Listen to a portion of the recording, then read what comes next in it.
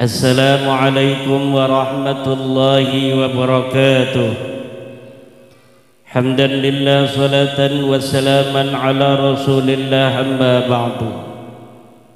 Faya ashabal fadail hadaratil mukarramin, para alim, para ulama, para kesepuhan, wabil khusus al-mukarram al-musharraf Sayyid Zulfikar Asy-Syaibani mata'ana Allah bi thali hayatih, Yai Saifuddin Zuhri, Yai Ismail, Yai Badru, Ketua PWI LS DPW Jawa Timur Kiai Haji Syekhur Rijal, Ketua DPD PWI LS Kabupaten Blitar Yai Khairul Al-Hafidh Al-Hamil, para panitia, wabil khusus Ketua Ki Ahmad, Panglima Laskar Sabilillah Kabupaten Blitar, para sahabat-sahabat yang telah dilantik dari DPD PWLS Kabupaten Blitar, Bapak Camat, Bapak Kapolsek, dan seluruh para hadirin hadirat ma'asyiral muslimin, para pecinta Wali Songo di mana saja Anda berada, wabil khusus yang hadir pada kesempatan malam hari ini di bumi Loh Daya, bumi di mana di bumi ini terbaring pejuang Indonesia, proklamator kemerdekaan Indonesia, putra sang fajar, Bapak Insinyur Soekarno. Malam hari ini pengajian juga dalam rangka memperingati Hari Kebangkitan Nasional. Hari Kebangkitan Nasional diperingati tanggal 20 Mei. Pada hari itu, pada tahun 1908 terbentuklah Budi Utomo. Sebelumnya terbentuk Syarikat Islam pada 1905. Kemudian terbentuk Budi Utomo 1908. Kemudian terbentuk pula Muhammadiyah 1912. Kemudian terbentuk Nahdlatul Ulama 1926 dalam rangka menyongsong kemerdekaan 1945. Tidak ujuk-ujuk 1945 lahir, kecuali sebelumnya ada kebangkitan nasional, kebangkitan dari seluruh putra-putri Indonesia. Apa itu kebangkitan nasional? Adalah kesadaran bahwa hari ini kita dijajah, kesadaran bahwa masa lalu kita adalah bangsa besar, kesadaran leluhur kita adalah para raja-raja agung, kesadaran bahwa Nusantara adalah peradaban tua di dunia, kemudian dikikis habis oleh para penjajah, kemudian menjadi jajahan puluhan tahun bahkan ratusan. 1901 lahirlah putra sang fajar Insinyur Soekarno di Surabaya, yang kemudian pada tahun 1905 terbentuk Syarikat Islam, kemudian Budi Utomo. Di situ kebangkitan nasional artinya adalah kesadaran bahwa kita bangsa besar yang kalau kita melawan dan kalau kita sadar hari ini kita dijajah, maka kita akan bisa mengalahkan musuh, bahkan mengusirnya dengan kehinaan.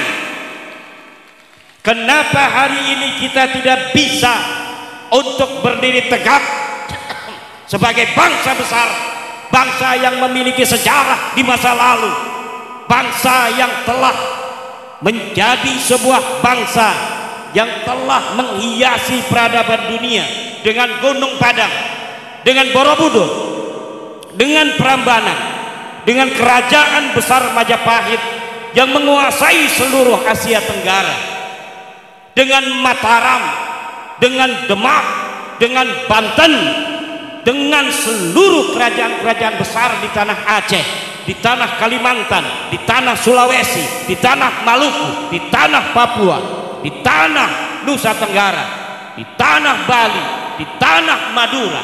Semua putra-putra wayang, putra-putra agung Nusantara lahir sebelum kita dijajah.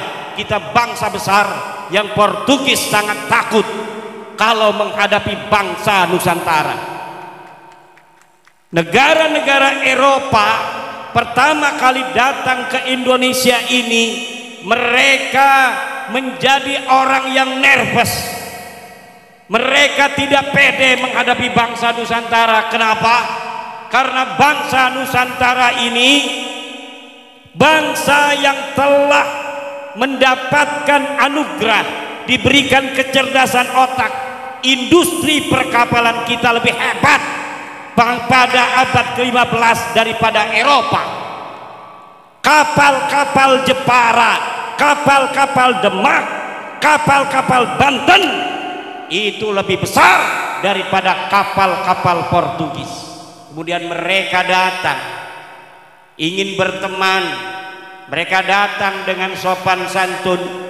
Lama-lama mereka menguasai perdagangan, lama-lama mereka menguasai pelabuhan, lama-lama mereka menjalin kerjasama dengan londo-londo ireng, dengan pengkhianat-pengkhianat bangsa.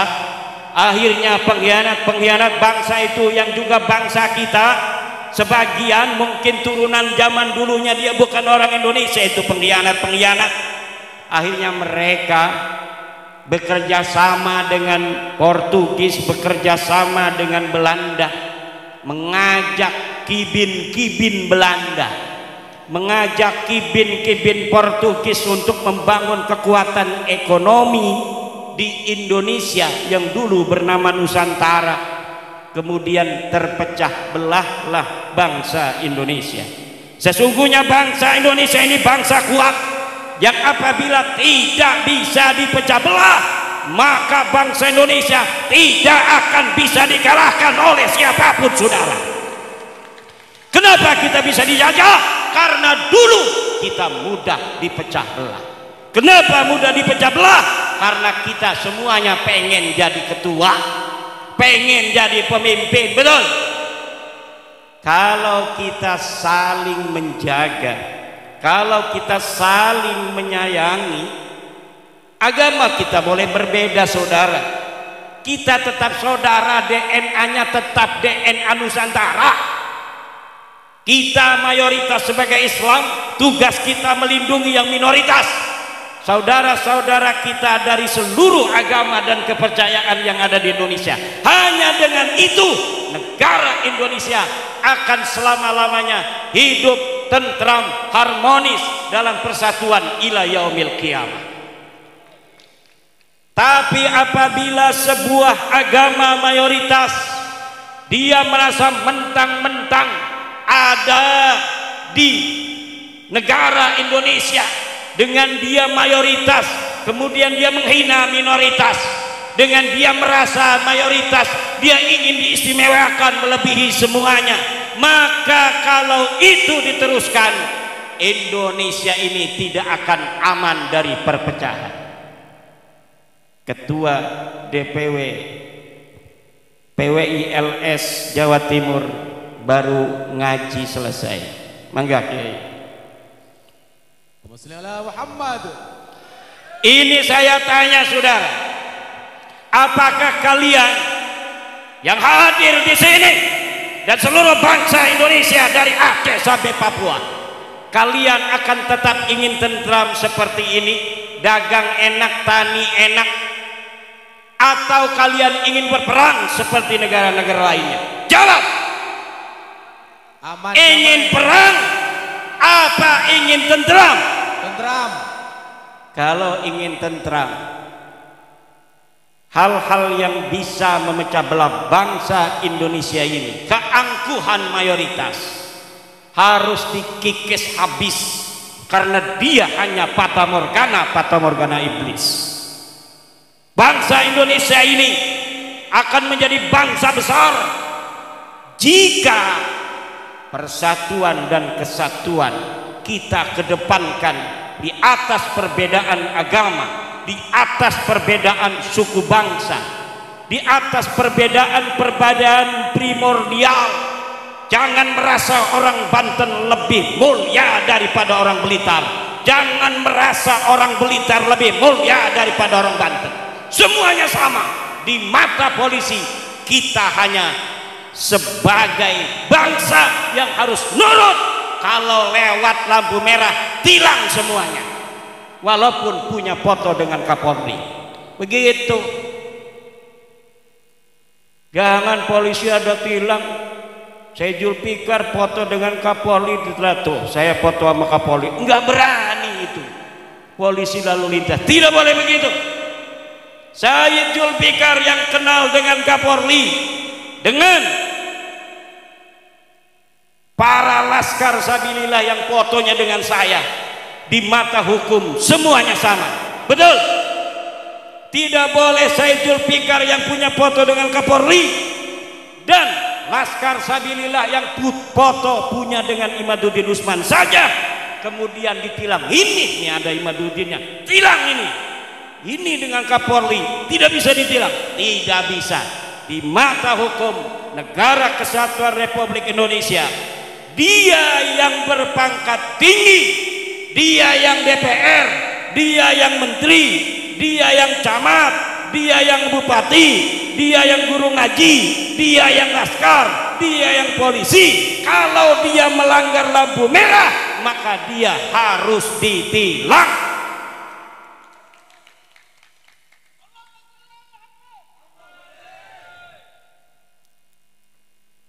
Tidak boleh hukum tajam ke atas, tumpul ke bawah. Salah enggak? Kebalik enggak? Tumpul ke atas, tajam ke bawah. Tidak boleh di negara Indonesia ini, betul. Dan Indonesia telah membuktikannya, saudara. Berapa menteri yang ditangkap oleh KPK, betul. Berapa pejabat yang telah ditangkap oleh polisi, betul. Maka kita harus percaya pada penegak hukum kita. Kalau kita berbangsa dan bernegara, aturannya kita harus percaya pada penegak hukum. Kalau kita masyarakat sipil, harus husnudzon terhadap pemerintah, betul. Kalau kita sebagai orang-orang hukum, orang-orang yang berstatus warga negara Indonesia, ya harus patuh terhadap undang-undang negara Indonesia. Jangan udah diputuskan pengadilan kita tidak percaya, sudah ingkrah sampai ke Mahkamah Agung, dia tidak percaya terhadap hukum kita. Ditangkap sama polisi malah melawan. Kamu kenapa pakai peci haji? Kenapa nggak pakai helm? Peci haji saya ini, kalau peci haji saya ini, kalau saya jatuh dia tidak pecah Pak polisi. Kalau helm dia pecah, tetap itu tidak SNI, itu yang namanya peci haji walaupun sakti, dia sudah dikasih hijab nasor, tetap dia tidak SNI. Kalau dia pakai motor harus ditangkap Pak polisi, walaupun dia pakai peci haji, sorban, ngomong saya ketua DPD PWI Kabupaten Blitar, tangkap aja kalau dia nggak pakai helm. Saya yang perintahkan, wakil ketua umum DPP PWI pusat, kalau ada laskar pakai motor tidak pakai helm, tangkap Pak polisi. Setuju? Kalau laskar aja ditangkap, apalagi kibin. Yang memalsukan kuburan, apalagi yang menjaga Nusantara aja. Para laskar sabilillah yang mengembalikan harkat martabat bangsa Indonesia. Kalau dia tidak pakai helm maka tetap harus ditangkap, betul? Apalagi kibin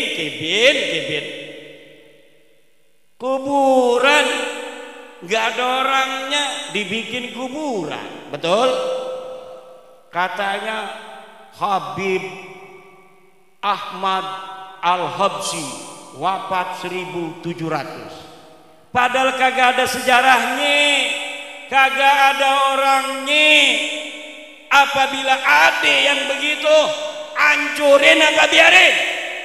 Hancurin apa biarin? Hancurin. Tadi Sayyid Zulfikar Asy-Syaibani mengatakan salah satu cara para musuh-musuh suatu bangsa ingin menghancurkan bangsa itu adalah rubah sejarahnya lalu kaburkan sejarahnya. Orang-orang yang berjuang di bangsa itu kemudian dianggap sebagai pecundang pada masa perjuangan, kemudian dianggap sebagai pahlawan. Ini melongok kenapa? Apakah betul ini telah terjadi di negara kita? Betul apa tidak? Kalau begitu, siapkah kita berjuang menjaga marwah leluhur kita? Siap. Menjaga setiap jengkal tanah Indonesia ini? Siap. Siapkah saudara-saudara Laskar Sabilillah bantu Prabowo, bantu Gibran untuk menjaga bangsa dan negara Indonesia ini? Siap. Siapkah kalian kalau negara kekurangan tentara, kemudian kalian dijadikan tentara paling depan, ditembak paling dahulu kalah? Siap.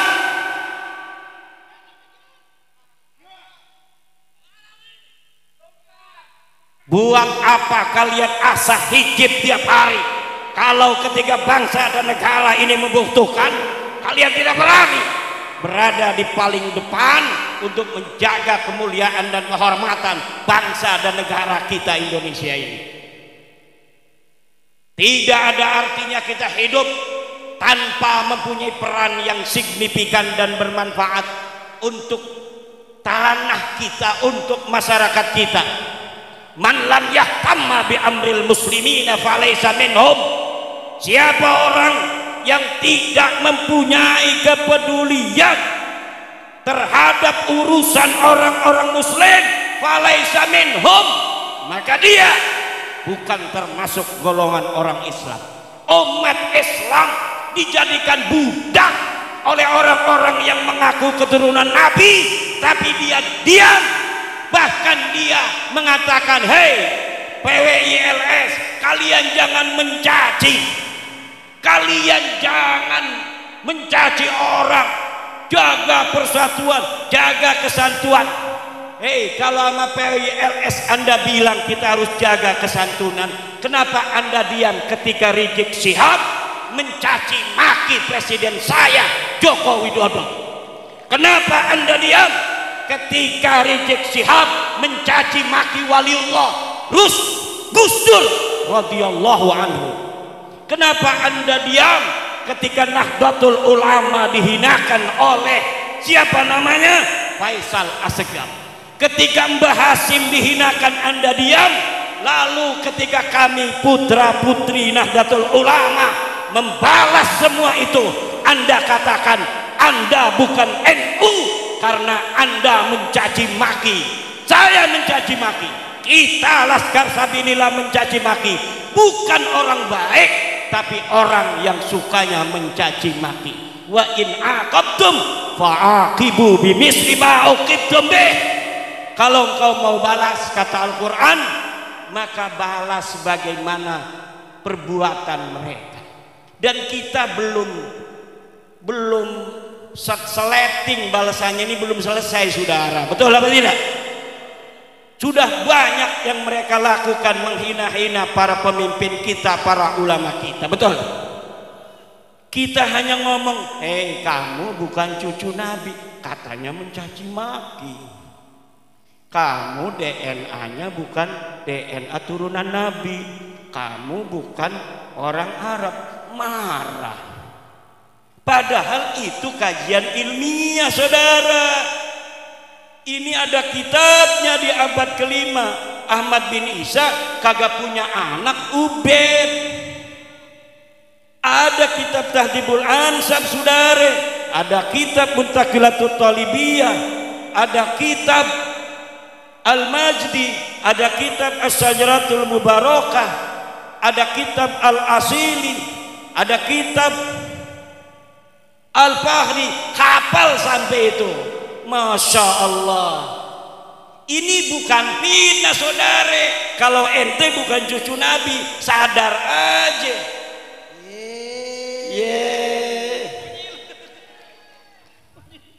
Kita kalau ngomong ini nggak ada datanya, nggak biasa turunan Wali Songo, bangsa Indonesia berbohong, saudara, nggak biasa. Kita bangsa Indonesia turunan para raja mulia-mulia, para wali, para orang-orang yang bikin Borobudur. Kita orang-orang mulia, tidak biasa berbohong, tidak bisa mencaci sebenarnya. Tapi karena lu mencaci, maka gue caci lu. Kenapa lu mencaci gua diam, gua caci lu marah? Gimana urusannya ini? Ngajak-ngajak perang sama cucu panglima perang. Aneh apa kagak? Ngajak perang sama cucu pahlawan nasional panglima perang.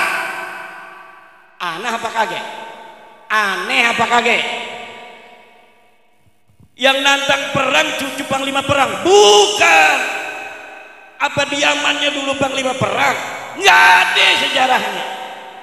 Apa dia itu di sana itu pernah keluarganya berperang mempertahankan negara? Tidak ada. Sudah saya teliti. Mereka, keluarga mereka tidak pernah sekalipun turun di medan perang. Ketika Al-Qatiri di Yaman berperang dengan Al-Quwaiti, mereka ngilang. Ketika merdeka Indonesia, setelah sebelumnya kita bangkit sebagai bangsa Indonesia, mempunyai kesadaran bahwa kita sedang dijajah, lahir Budi Utomo, lahir Sarekat Islam, lahir Muhammadiyah, lahir Nahdlatul Ulama, Sumpah Pemuda 1928. Kita sebagai bangsa Indonesia bersatu, satu bangsa, bangsa Indonesia, satu bahasa, bahasa Indonesia, satu negara, negara Indonesia. Elu ada di mana? Elu ada di mana? Kagak ada, saudara.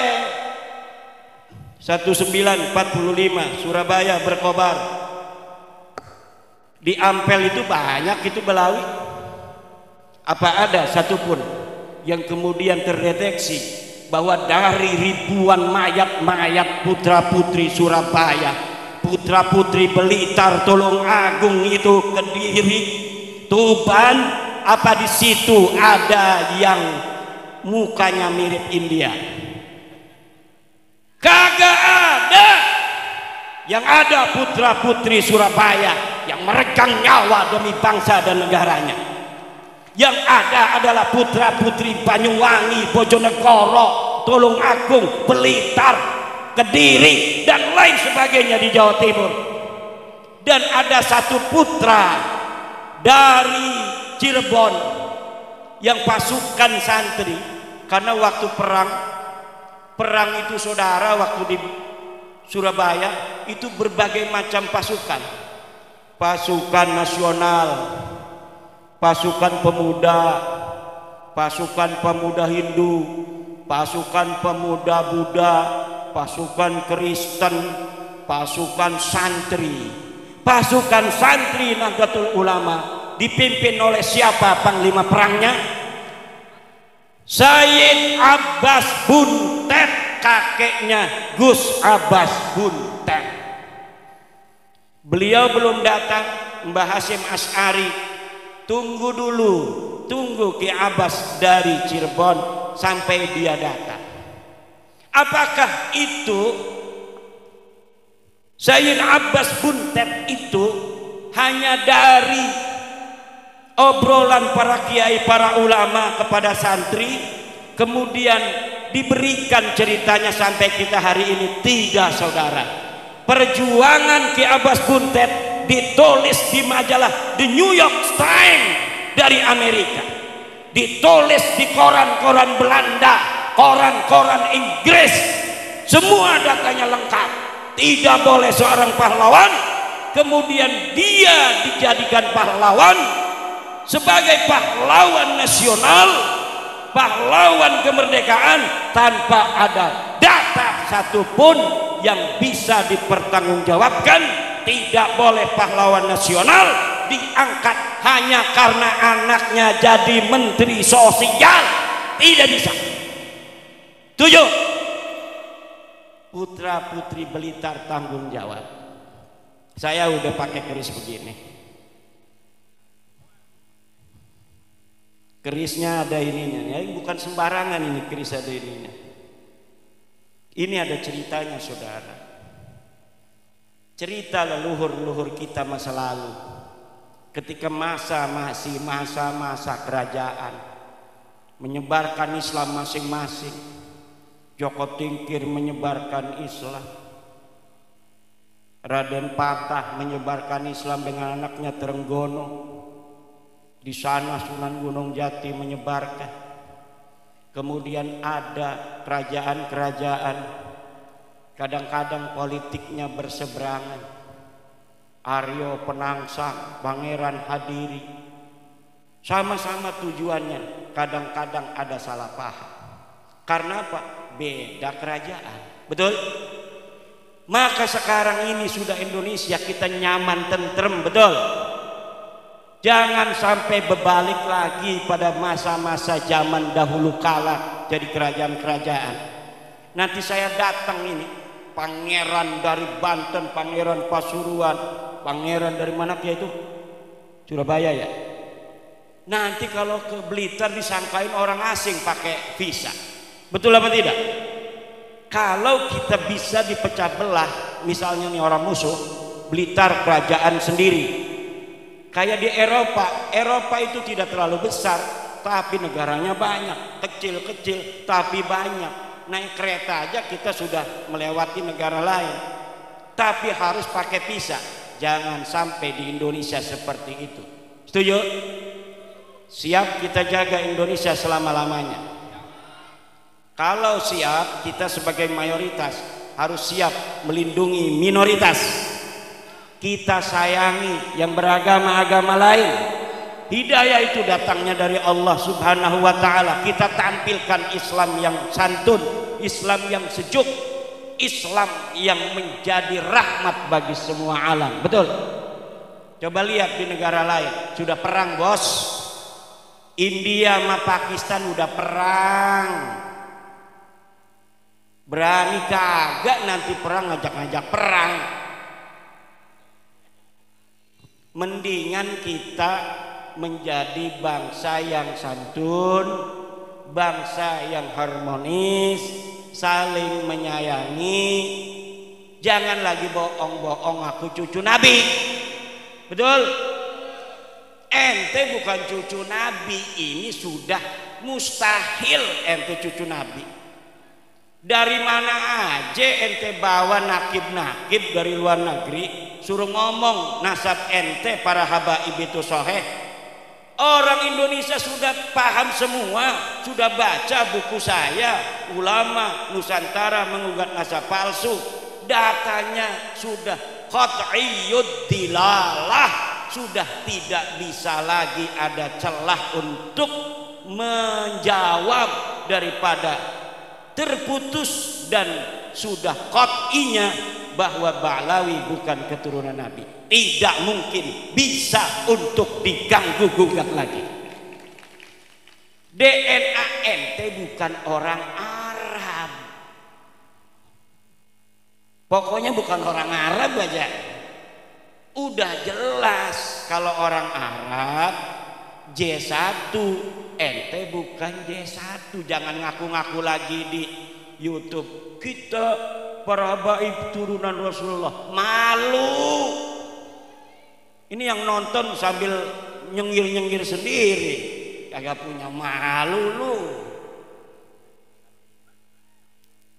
Lah ini yang terjadi. Polisi-polisi, para penegak hukum yang dulu, wah ini ada merkosa 31 anak nih, tapi ada al-habsinya. Ini cucu Nabi, jangan. Mungkin dulu itu mungkin ada sungkan-sungkan. Sekarang jedorin aja ke tembok. Tujuh apa enggak? Bukan cucu Nabi, udah jelas. Siapa yang tanggung jawab? Imaduddin Usman Al-Bantani, putra Nusantara asli, yang akan bertanggung jawab di hadapan Allah Subhanahu wa taala bahwa habaib itu bukan keturunan baginda Nabi besar Muhammad sallallahu alaihi wasallam. Dan di sana nanti akan didampingi oleh Said Zulfikar dan Kiai Ismail. Jangan takut. Ini kesepuhan ini Masya Allah luar biasa. Di mana saja kegiatan PWI, kalau beliau lagi ada waktu, beliau hadir sampai ke Kresek, kampung saya. Masya Allah. Ini namanya Sayyid Syarif Ismail, kesepuhan Nahdlatul Ulama di Surabaya. Ini Nahdlatul Ulama kita jaga. Tapi Nahdlatul Ulamanya harus kembali ke ajaran Wali Songo. Betul? Bagaimana kembali ke ajaran Wali Songo? Yaitu menomorsatukan Nusantara di atas segalanya. Menomorsatukan Nusantara di atas segalanya. Semuanya yang harus dilakukan Nahdlatul Ulama adalah demi sebesar-besar tegaknya persatuan dan kemuliaan bangsa Indonesia. Jangan biarkan warga Nahdlatul Ulama dijadikan budak oleh bangsa lainnya. Jangan jadikan warga Nahdlatul Ulama seperti ayam yang dilemparkan ke mulut buaya. Kenal Kiai Syukron Mamun? Jawab yang keras. Kenal Kiai Syukron Mamun? Kata Kiai Syukron Mamun, kalau ada yang mengaku cucu Nabi, kita muliakan walaupun dia bohong. Kata Kiai Syukron Mamun, karena apa? Karena bohongnya itu urusan dia di hadapan Allah. Tapi dengan dia mengaku cucu Nabi, kemudian kita muliakan, niat kita memuliakan Nabi, kita tetap dapat pahala. Ini walaupun mungkin ada benarnya sedikit. Walaupun ada benarnya sedikit, yang banyak itu salah dan pembodohan umat. Karena ini sama saja melemparkan ayam di mulut buaya yang sedang menganga. Betul apa tidak? Udah tahu buaya dilemparin ayam, dimakan. Ini kalau misalnya warga-warga umat Islam, kiainya ngomong begitu, nanti umatnya ini jadi salah tingkah, bahkan salah kaprah. Kalau dia bisa masih memilah, tapi kalau umat kalau sudah dengar begitu, kalau dia mungkin saja tidak akan didawir, tapi kalau di bawah mereka berani mendawir. Betul apa tidak? Kenapa? Karena kata-kata menghormati bagi mereka artinya dawir. Kata-kata menghormati bagi mereka adalah budak. Dan kita bukan budak, kita turunan raja. Ente turunan siapa? Turunan saya, leluhur saya adalah Raden Wijaya, penguasa dari Majapahit. Ente turunan siapa? Ane turunan Prabu Siliwangi. Ada batunya, batu tulis, jelas sanadnya, jelas dalilnya, jelas datanya. Ente turunan siapa? Pak Mukodam. Mana datanya Pak Mukodam pernah dilahirkan di atas dunia? Kagak ada. Tapi wajib dihusnudon. Nggak mau kita. Nggak ada datanya, kita wajib husnudon. Kita bangsa Indonesia, bangsa besar, kebangkitan nasional 20 Mei. Jaga seluruh bangsa Indonesia. Kita jaga pemimpin-pemimpin kita. Tidak boleh lagi hari ini sampai masa depan ada orang bukan putra Nusantara berani mencaci maki presiden dan wakil presiden kita. Setuju? Kenapa? Karena kemuliaan presiden dan wakil presiden adalah kemuliaan kita sebagai bangsa dan negara. Sengaja itu mereka membuat pemimpin-pemimpin kita hina dina agar di mata orang-orang awam hanya mereka yang dianggap mulia. Mulai saat ini kita jaga kiai-kiai kita jaga pemimpin-pemimpin kita jaga presiden kita jaga daripada menteri-menteri kita, polisi kita, tentara kita. Jangan sampai orang-orang yang bukan putra-putri Nusantara numpang hidup di Nusantara, kemudian mereka menginjak harkat martabat saudara-saudara kita yang diberikan oleh Allah amanah sebagai pemimpin-pemimpin kita. Wallahu huwal muwaffiqu ila aqwami thariqin. Wassalamu alaikum warahmatullahi wabarakatuh.